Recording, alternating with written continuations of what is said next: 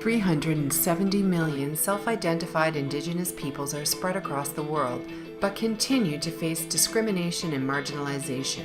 Dispossessed of their lands, territories, and ancestral resources, these people have increasingly been forced to give up their way of life and have been pushed into unfamiliar worlds to survive. In Latin America, for example, 40% of all Indigenous peoples now live in urban areas. They account for 80% of those populations in some countries of the region.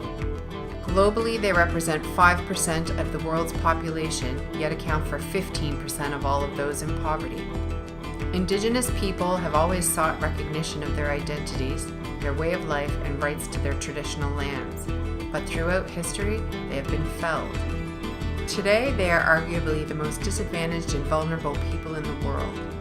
This year's International Day of the World's Indigenous Peoples will focus on the current situation of Indigenous territories, root causes of migration and displacement, with particular emphasis on Indigenous people living in urban areas.